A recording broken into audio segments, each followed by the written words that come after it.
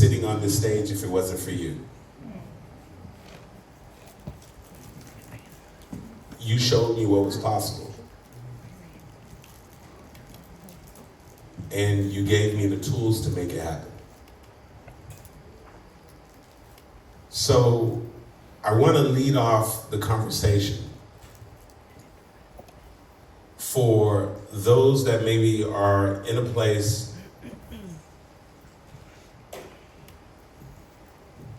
and they're still questioning what's possible. And I invite you to go back to being in that place as a disc jockey. And what was the moment for you where you finally realized what was possible and you decided to step into your calling?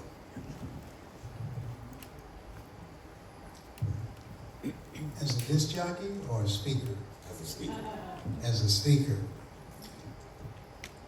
To me, when I was going to seminars and workshops, and I saw the value of that, and I said, hey, I can do this. And I told the story yesterday. How many of you had an experience of being at an event and you felt that speech was for you? Yes. And that was happening for me. And for 14 years, I was suffering from possibility blindness because I didn't see anybody look like me. And then it dawned on me, if you're part of the majority and you need motivation, possibility thinking, positive thinking, what do you need if you're systematically excluded? The need is even greater. And so when as I mentioned, being in this audience and this guy, just go to the bottom line, I represent the thoughts you have rejected for yourself. That was a gut punch. And I decided, I'm going to do this. I think we all have moments that pushes over the edge. And that was a moment for me. And I like to say that when you think about when we got together, it was a $500,000 a day industry. It's $1 billion a day now.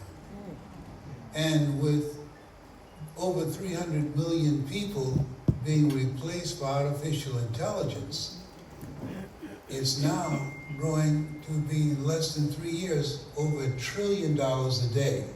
People have to invest in themselves, to reinvent themselves, to pivot, to upgrade their skill level, and carve out a new place for themselves in an economy that used to provide job opportunities, but now that day is gone. The 40-40 plan is gone. You can graduate from college and get a job and work for 40 years and retire on 40%, which wasn't enough in the first place. That day is gone. And so this place where you are, I was just thinking about as you were talking, let's think about how many people would be here if some of the popular comedians were hosting this.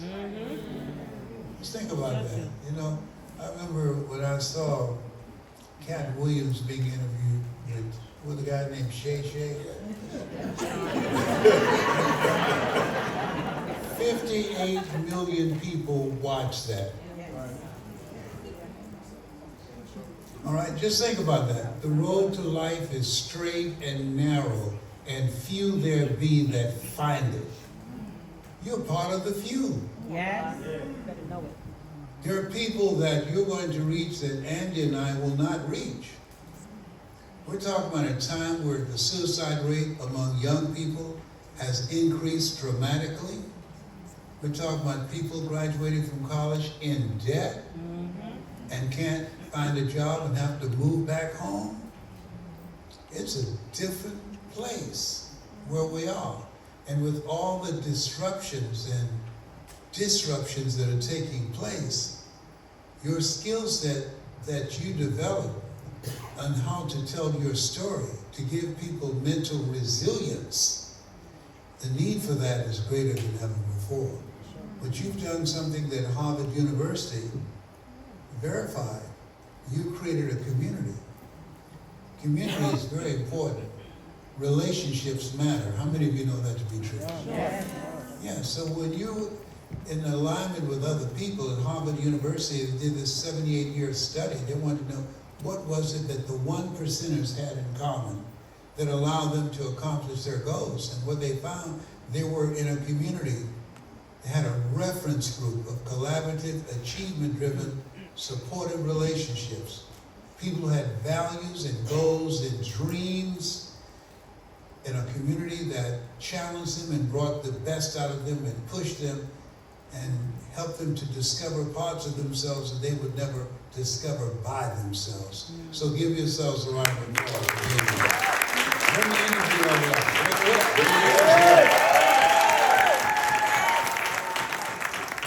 Yes, I think back being in the Platinum Speaker Program and being in the room and watching how many lives you were impacting, transferring the same level of confidence and skill. But as the years progressed, it was only a handful that I saw that really deployed it. When you think of the thousands that you have trained, the millions that you have impacted, what do you think is the differentiator for the handful of those that actually took the skill and deployed it and did something significant? There are people who you take their sight and you have a Stevie Wonder. You take their ability to walk and you have a Roosevelt. And your mother's in the audience. And when I heard the story about your mother, her defiance, her determination, her dedication, her standing up for her dream, for her family, you come from the stock of greatness. His mother's right here. Give her a round of applause.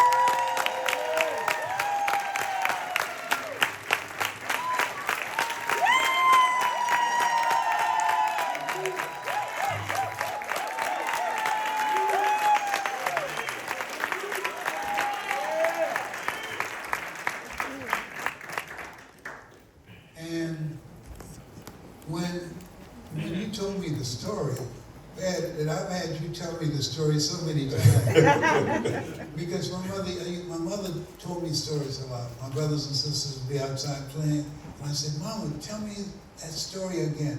She said, "I've told you that story before." I said, "I know, but tell me again," because I found it so fascinating. And we live within stories.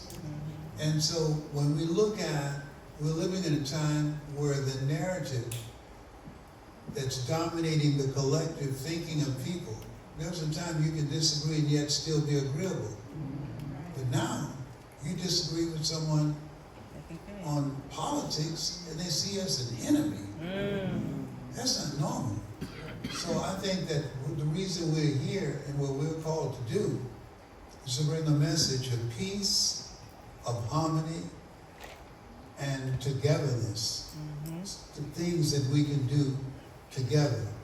And when I look at you, I realize that most people are not what they call skaters. If you take their vision, they're going to find a way to win.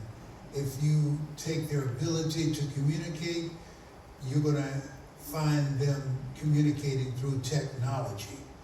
That there are certain people that no matter where you throw them, they're going to make something out of it. And the people that are attracted to you, whether they know it or not, what's in you is also in them.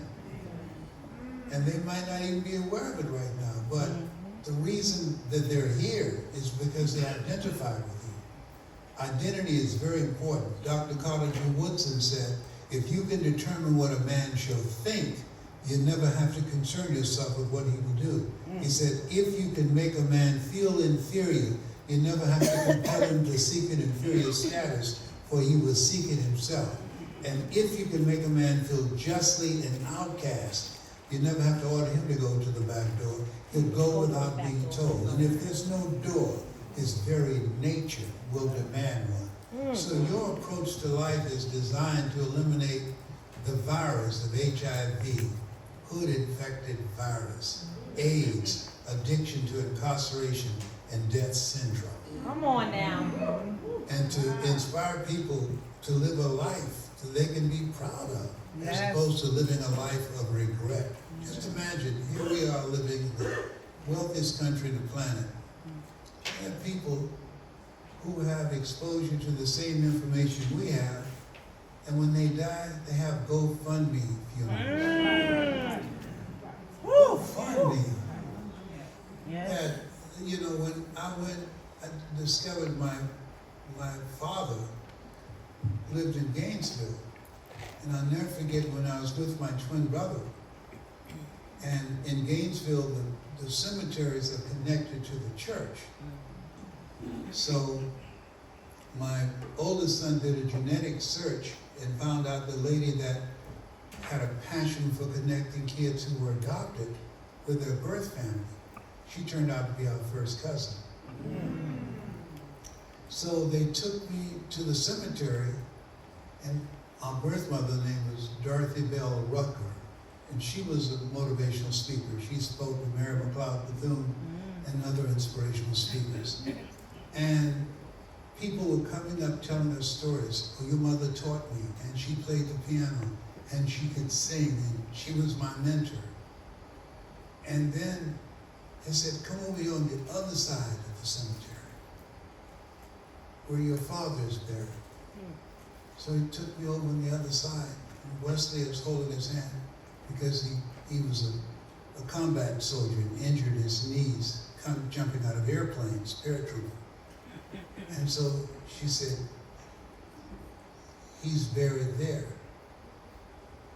I said, where? I said, there's no tomb there. So she bent down and picked up a little stick, and it had Oliver on there. That was his name. There were no stories about him. I said, it doesn't have a tombstone? No. Name just written on this little stick so they don't bury somebody on top of it. And Wesley started crying.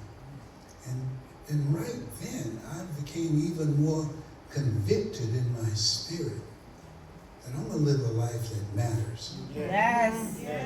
That's why y'all in this room. You want your life to count. Yes. But most people are not thinking like that. We've been indoctrinated with consuming entertainment as opposed to living a life that will outlive us. And so your answering the call, I've seen a lot of people, but you're different. When I met you, I got in my phone, I don't have Andy, I have the great one.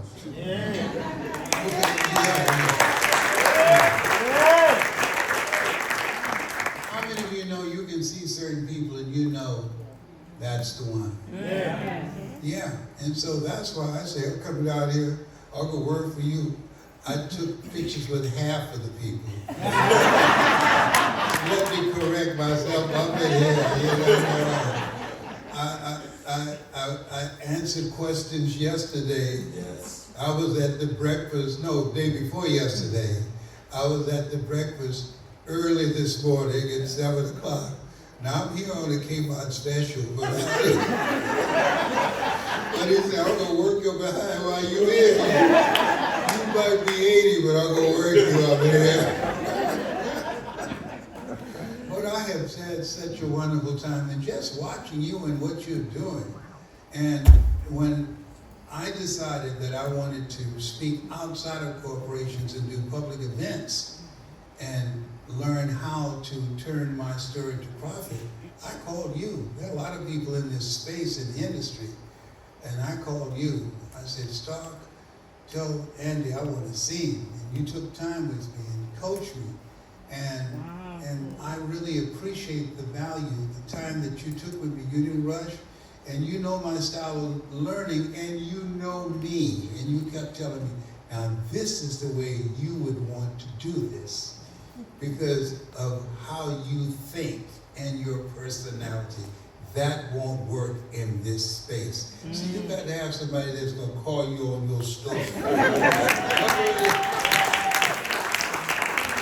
That's why I don't cut him any slack at all. Okay? Yeah.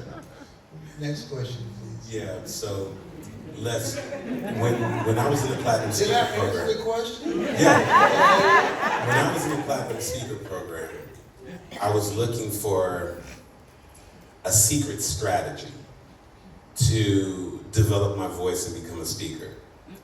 And I remember initially I was asking a question, and I would find different times to ask you the question, and no matter when I asked you the question, you had the same response. And honestly, when you first gave me that response, I was like, why does he say that? And your response was that, Andy, speakers speak. And so I said, like, Les, but what I'm trying to do is I want to do this, and I'm trying to figure out how to do this. And you said, listen, speakers speak. And it was probably the 5th time that you told me that I finally got it. And I started to look for opportunities to speak, no matter where it was. Yes. Elementary school, my mom's friend that I don't even know, she says, can I speak at the funeral? I'm like, Mom, I don't even know this person. It's okay, and see, you should go speak for them. And I'm speaking at a eulogy, I don't even know the person. But you kept telling me speakers speak. Yes, because when you have a calling on your life, you love it so much you do it for nothing. Yeah. And you do it so well that people will pay you to do it. And you will speak, and each time you speak, you discover things about the audience, but more importantly, you discover something about yourself.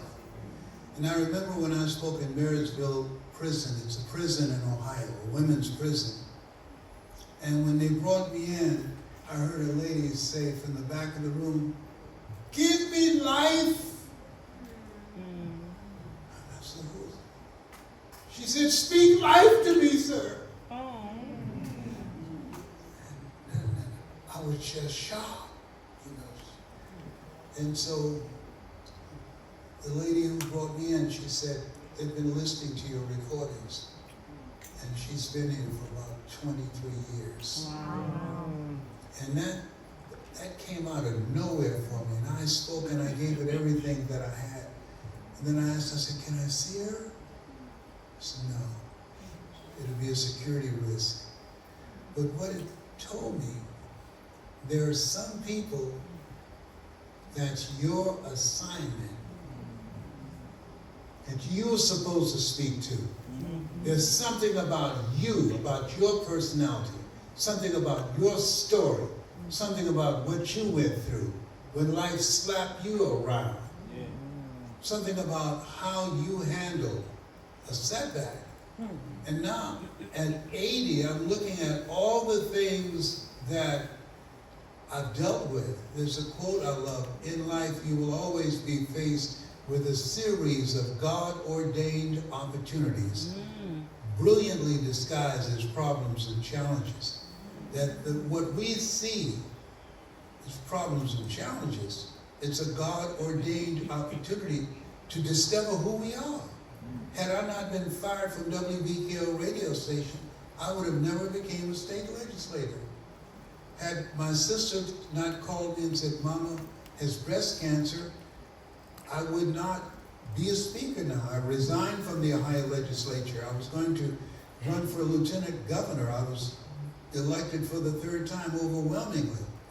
But all of these various things, even being diagnosed with cancer, I remember my oncologist, who was very brilliant, Dr. Alfred Golson, very brilliant oncologist. He said, Mr. Brown, I got bad news for you. I said, what is it? You got 4th-stage cancer. I said, is there anything else? He said, yes. It's metastasized to 7 areas of your body. And I smiled. He asked me, why are you smiling?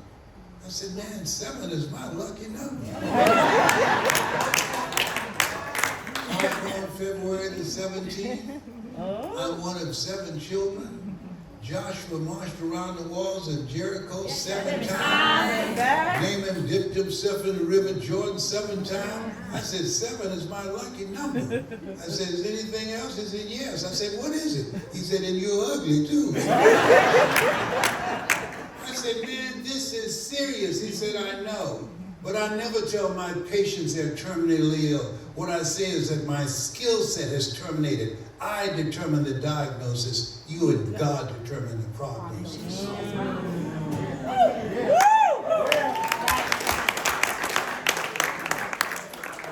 talked to a lady today. I did a Zoom call.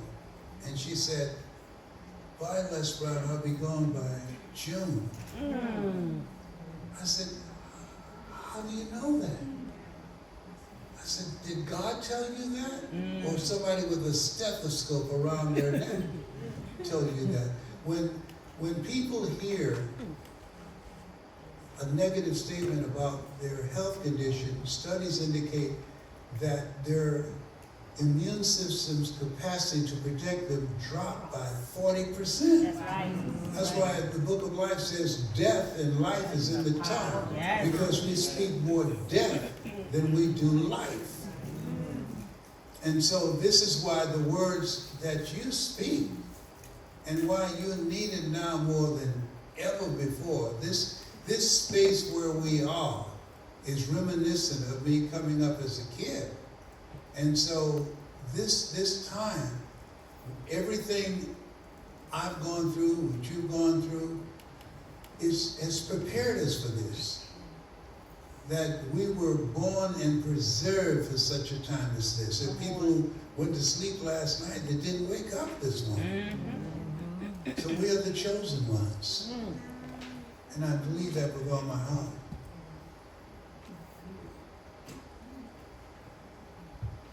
Let's talk about staying power. Unless you have people in their careers, they have moments of greatness, but they can't sustain it. They're here today, they're gone tomorrow. You have been at this for 53 years. 5 decades. 5 decades sounds better. 5 decades. 5 decades. 5 decades and a little extra 3 years. Don't Yeah. know.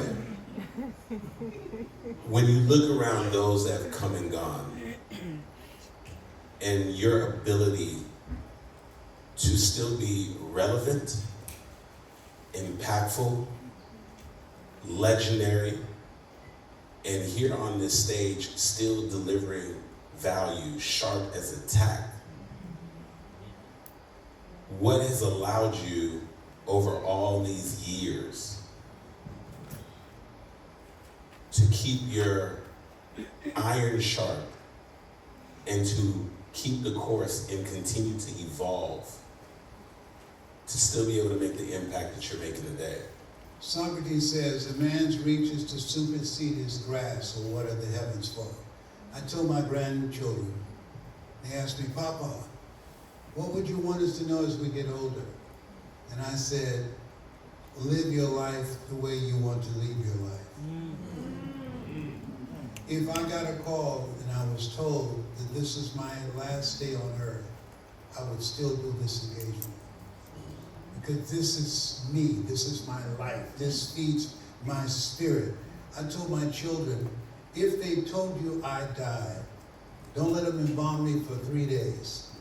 Sneak in the morgue, put a microphone in my hand.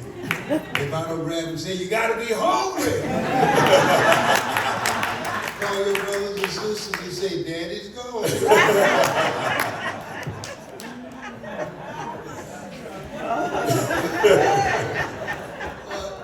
Here's what I encourage all of you to do. No more than your story. I was here in Fort Lauderdale, and I spoke for this pharmaceutical company, and they had signs up called the Danger Zone. So I'd already spoken, got a standing ovation, and there were doctors who flew in from around the world to compete for this contract. And so I saw Danger Zone, and after I finished speaking, I sat by the CEO. I said, what does Danger Zone stand for? And he said, we're teaching doctors how to communicate with their patients to tell them if they don't take their medication, that put the fear of God in them, that they can die or have a stroke. So I asked him, do you have hypertension? He said, yes, I do. I asked him, why do you take your medication? He said, I want to live.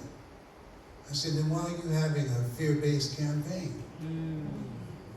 He said, can you train doctors? I said, absolutely. I got the contract.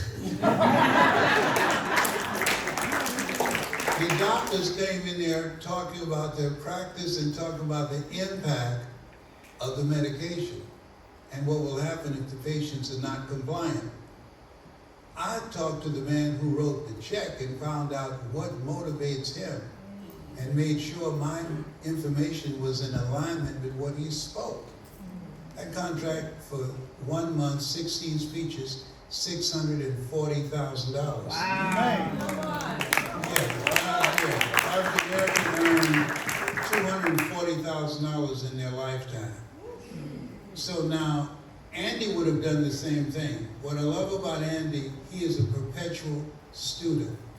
So I don't have to say to him, no more than your story. But I don't know y'all like I know him. And I'm saying to you that there are people who they think they can get a quick buck. Or they just want to get on stage and tell their story. Everybody's got a story. And if your story is real bad, people don't care. And they're glad it's you and not them. So you have to tell your story strategically in a way so they see themselves in your story. And he knows that.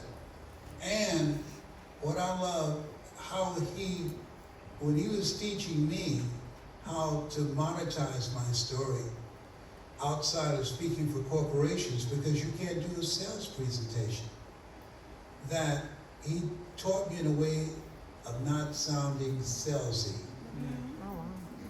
People don't want to be sold. People, they buy into you. That's what I got from your coaching. That they want to identify with you. They want to relate to you. They want to feel a connection with you. That makes you AI-proof. AI cannot create an experience where people can identify with the computer or the content or relate to it or feel a connection to it. And so you're doing something that's so very important. And with Andy, he had Alicia Little here, the technology queen. And when you look at where we are, two things is most important. One, your story. And two, leveraging your story so you can use artificial intelligence to monetize it and to impact more people. Yeah. This is a skill set that's very important. I mean, just think, I'm from Miami, south of here, born in an abandoned building on a floor. 1945, February the 17th, they told my birth mother when she was in labor, you can't come here. We don't accept colored people. So they drove around and found an abandoned building and gave birth to my twin brother and I.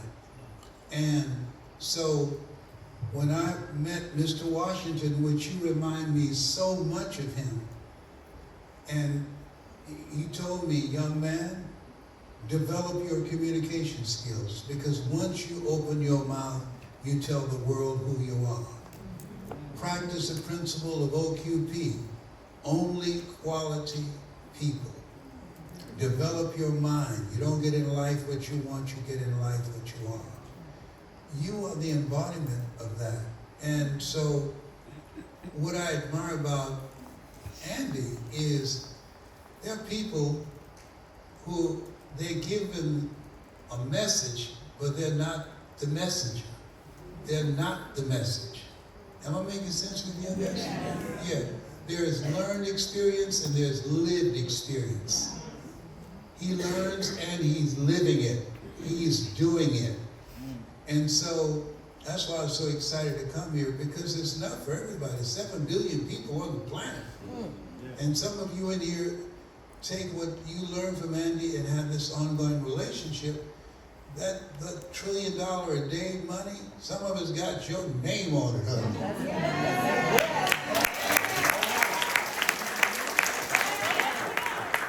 I had no idea. There are things that you're going to do and things you're going to inspire other people to do that they don't even know they can do. And so the value of speaking and putting in the work and being the message, there's a level of conviction that you have in your spirit. I told a story today when a guy had paid a lot of money, certified chef. I don't know if I tell the story about, and to train me how to speak for AT&T, Procter & Gamble, McDonald's Corporation, General Electric, IBM, Xerox. If you go online and put in Les Brown, you deserve, you see me speaking to a primarily all-white audience. And my followers have been over 97% white. And, you know, black people know me as Les Brown, who was married to Gladys Knight. White people know me as Les Brown, who changed my life. And but what this experience has taught me, this journey, I didn't see a lot of stuff I'm experiencing. I didn't see it coming. And so you're going to help people. There's a gentleman who works with you. He was in the audience. Guy was standing staring at me after one of my events. And I thought he's going to buy a product, and he didn't. And then he came up to me because my kids were getting nervous. Why is he here? And he said, "Would you hold your hand out?" And I said, "Yes, sir." I held my hand out. And he dropped a bullet in my hand. Boom. He said, "That was going to be in my head, but I heard your voice. And it saved my life." Wow. You're going to save some lives. You're going to reach people that don't look like you in different places in the world that will say to you, "I heard your voice. I was in a dark place and you brought me out." Yes. I needed to hear that. All of us have our moments in the Garden of Gethsemane when we need a word. And something I talked to the group about, that words activate faith. Words stimulate courage and hunger, determination, and a drive. And as you look at yourself, look at your goals and dreams, there are three things that's very important that I encourage you to do, that I do when I'm speaking. Affirm people constantly. I open up with, you have something special. You have greatness in you. I do that deliberately. They're not getting that anywhere. Abraham Lincoln went to church, and his chauffeur asked him, "Did you enjoy the service?" He said, "No." "Was the sermon good?" "Yes." "Was it scripturally based?" "Yes." The chauffeur pulled over. "Why didn't you enjoy it?" "Because he didn't challenge me to do something great with my life." You are challenging people to get out of their comfort zone. The comfort zone where their dreams and their potential and their story and their genius and their abilities go to die. You're activating them to become a participant in their lives and not be dependent upon the government. Yes. You're teaching them how to be focused. I don't care anything about the Epstein files. It's not moving the needle for me. It's not putting any money in my pocket. It's not going to help me pay my grandchildren's college education so they can graduate from college without a debt. Teaching people how to focus on things that bring out the best in them. This is what you've been doing. And this community that you have created. And the standards that you have set. That's what I admire about you, your standard. There's a saying, judge a man not by what he does, but what he does and he doesn't have to do. Yes. And the true quality of a man is what he does when no one's looking. I was talking to you about an issue, and this morning I got a phone call from my daughter. Said, Andy, handle it. I said, what did I tell you? I know who I'm working with. He's not like everyone else. Henry David Thoreau said, do not go where the path may lead. Go where there's no path and leave a trail. Unless you said something, and it's something that I've come to realize, and oftentimes when my wife and I go out to eat, and she's like, you're always trying to give a lecture. And she's like, why do you always care so much? And what I've come to realize is that somebody is always setting the standard. And either you are teaching somebody to raise their standards, or they're teaching you to lower your standards. And I've found that that's been consistent at this point. I want to go into the locker room for a second and have a locker room conversation. And sometimes locker room conversations or kitchen table conversations are not comfortable. Mm-hmm.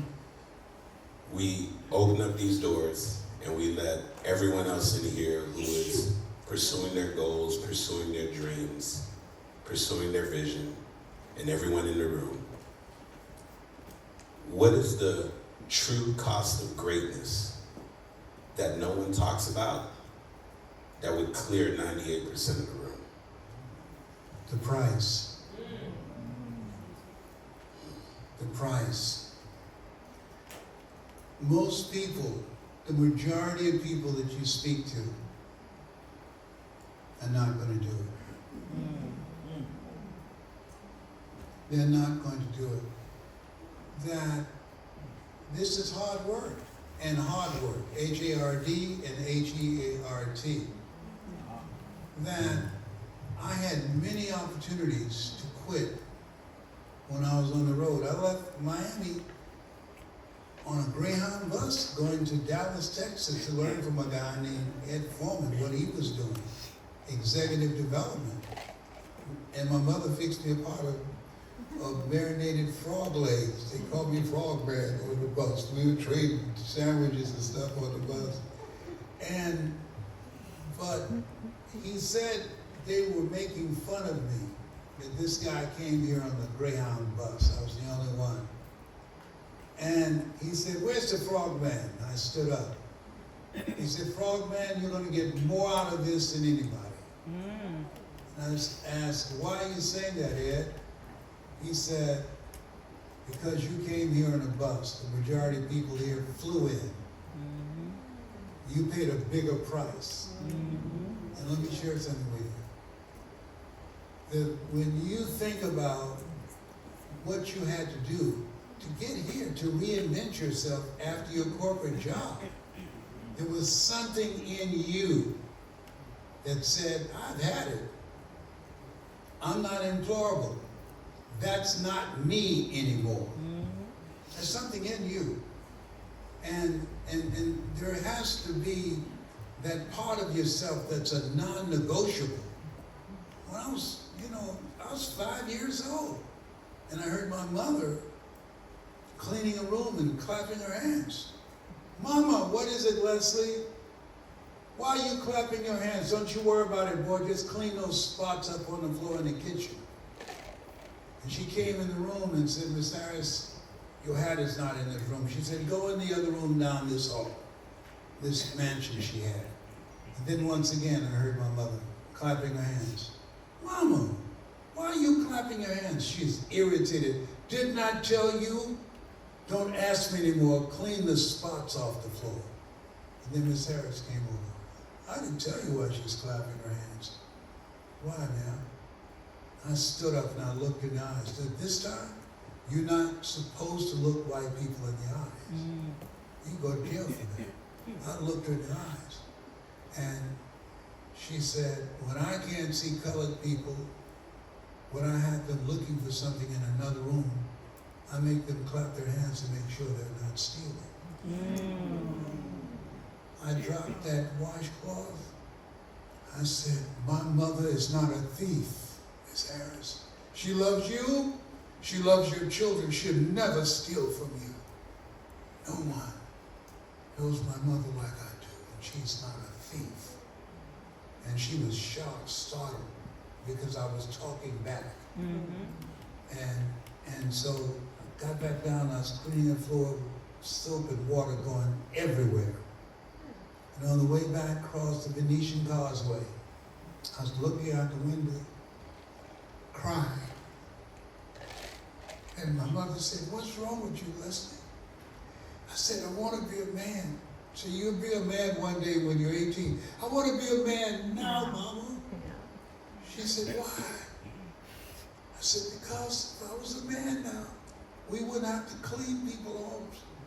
I'll buy you a big, beautiful home. If I was a man now, we wouldn't have to wait for the people that you work for to eat, and they give us the leftovers. I would be able to buy groceries for us. And if I was a man now, nobody will ever make you clap your hands because they think that you're stealing. And she said, Miss Harris told you that, didn't she? Yes, ma'am. And that's why I want to be a man.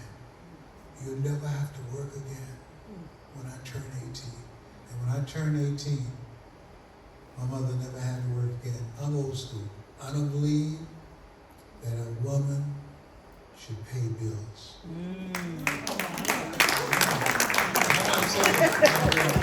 Amen. Man, I'm not talking about a grown boy or a sperm donor. I'm talking about a man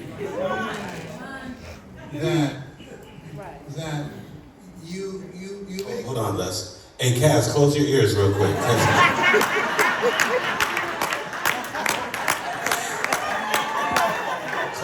Close your ears. Oh, Kaz, no, get on stage. She's spoiled, Les. She's spoiled. Let me tell you, okay, this is personal, I never said this publicly. When Gladys and I were married, there's two things that happened, it's dramatic. She took me to her house in Vegas, and so I said, I can't spend the night here. She said, why? I said, this place been soiled. we got to go someplace else. No, we got to go to Caesar's Palace. I'll get us a suite up there. But anyhow, as the relationship progressed and we decided to get married, she'd never, ever went in a house that she hadn't purchased. So when we went to do the closing on this house, she took her check out, I took mine out, and I took her check and I tore it up. Her mother's name was Grams, and Grams said, what a man. I said, your money can spend.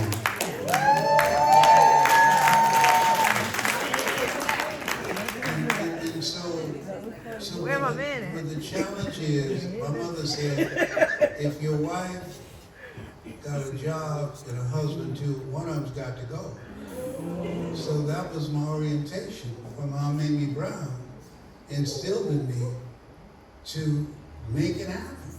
And they asked her when King World paid me $5 million to do a talk show, how did you know you can raise 7 children? You said that real fast. How much did they pay you? $5 million. Yeah, $5 million. What year was that? I don't know years, I know quotes.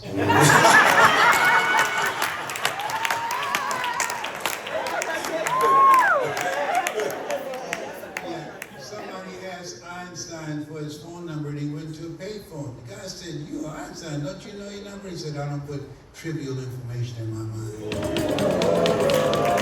Oh, behave. Yeah, but what was I telling you just now?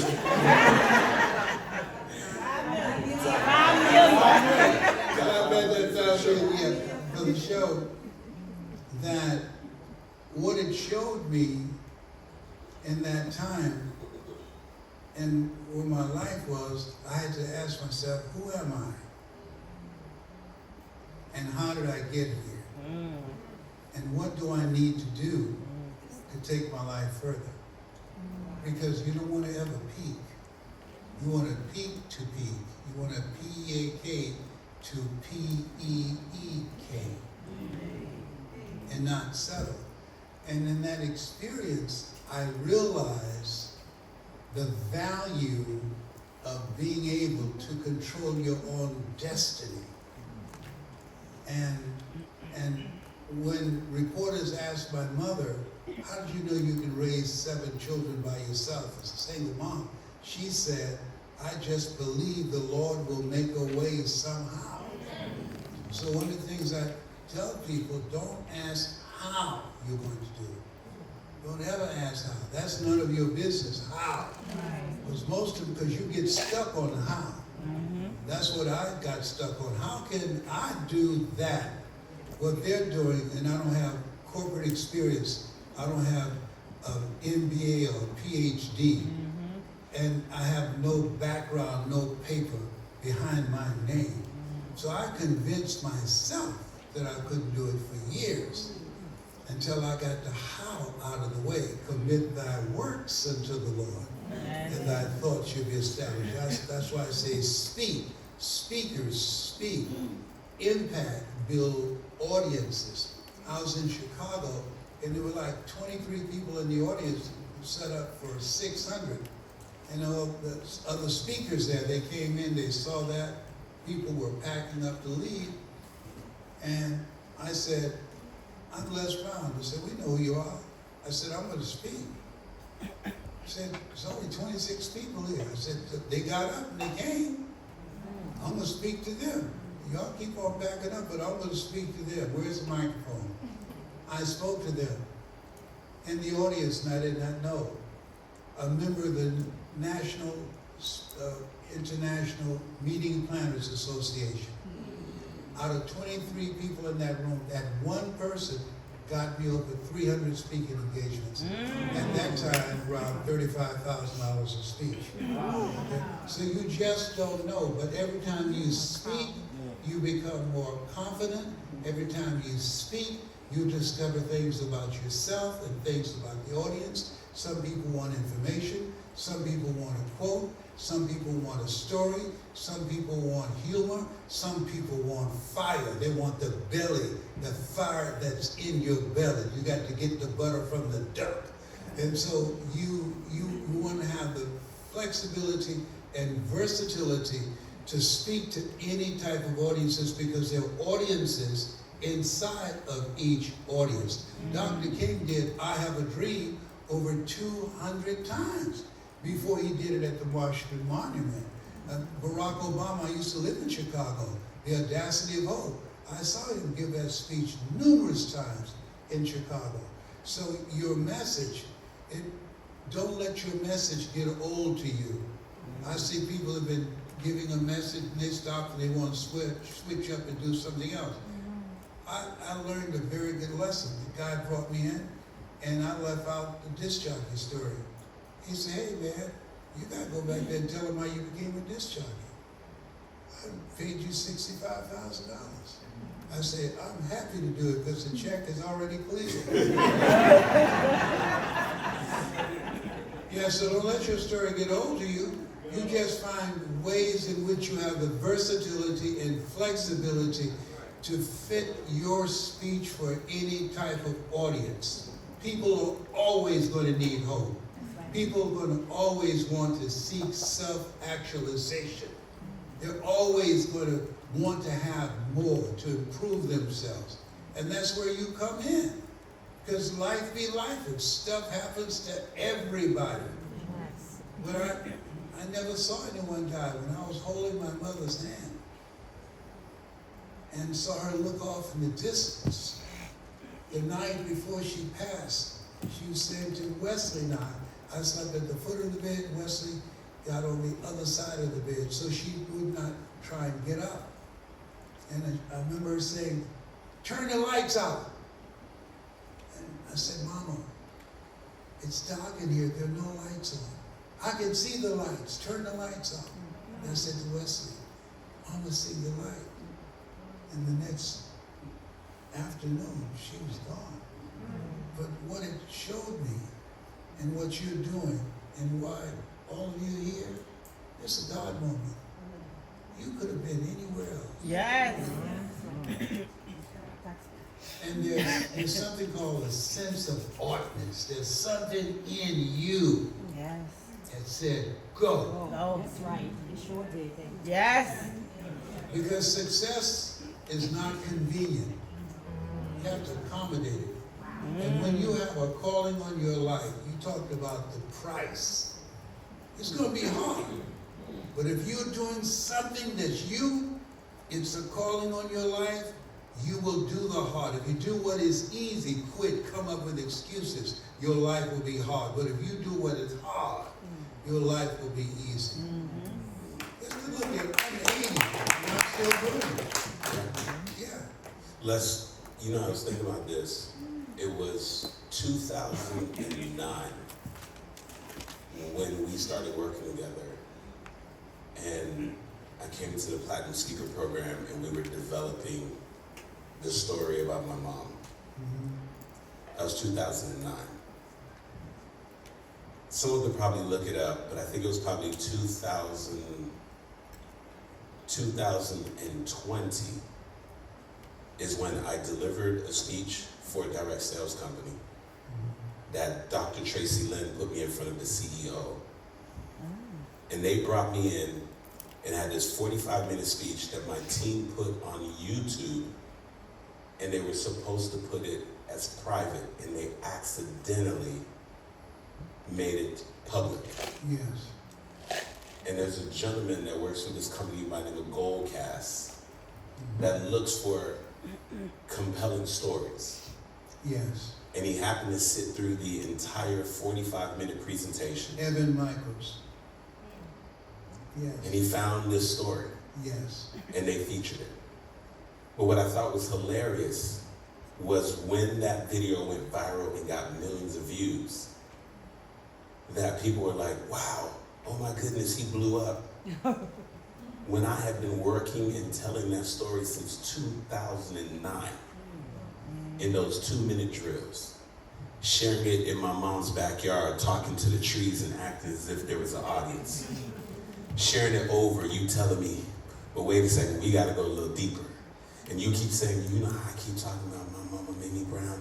I want you to do the same thing with your mom, Andy. I want you to do the same. And I kept telling the story over and over and over again.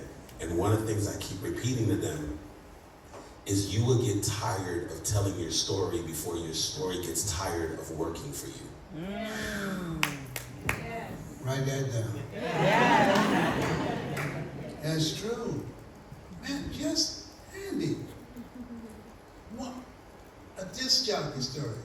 How Milton Butterball Smith said no. I kept showing up.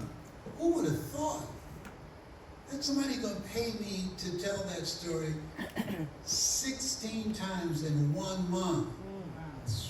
Flew me to Sweden to tell that same story and paid me $640,000.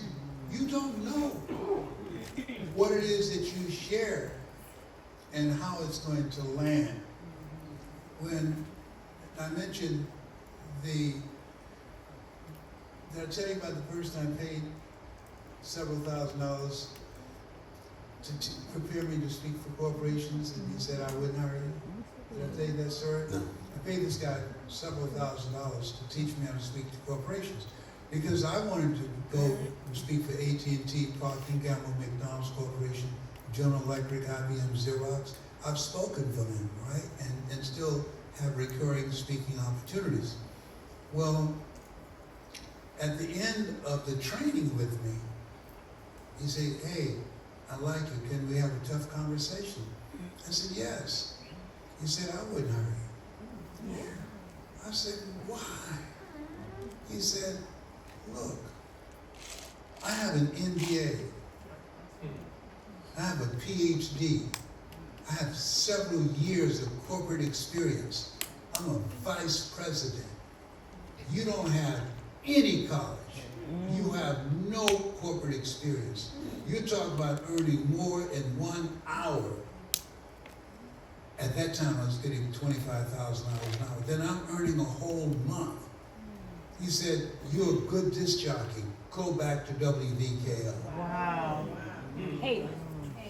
I said, "Thank you." His wife called me.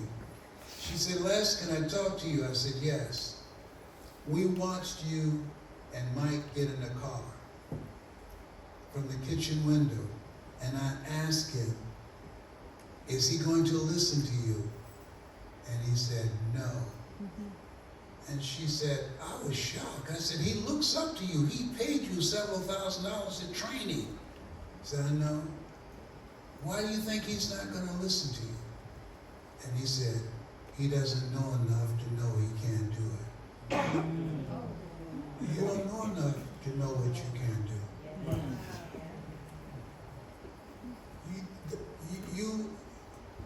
You have to be intelligently ignorant.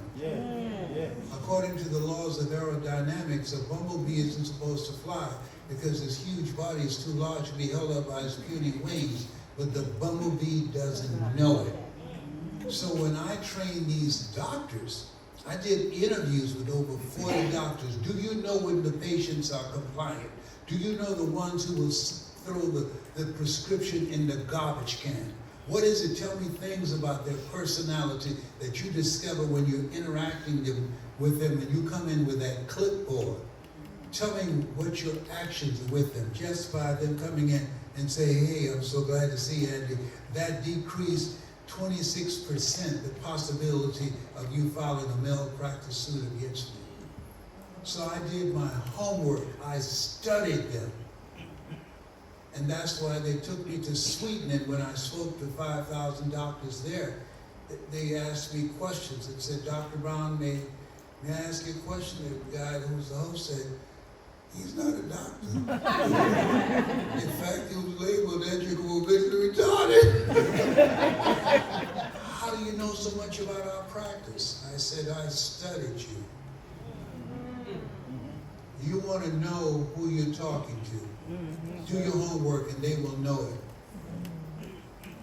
Yes, and so in this space where we are right now, that what's most important, your belief in yourself. I can tell you that is so important. I used to go to meetings with people who were dealing with cancer, and they kept talking with a fatalistic conversation. And I said, "Excuse me." I said, "I don't want to participate, but this is the cancer support group." I said, "I'm not going to participate in hearing you talk like you're going to the cemetery tomorrow." The environment affects you. Does that make sense? Yes, sir. Yeah. And so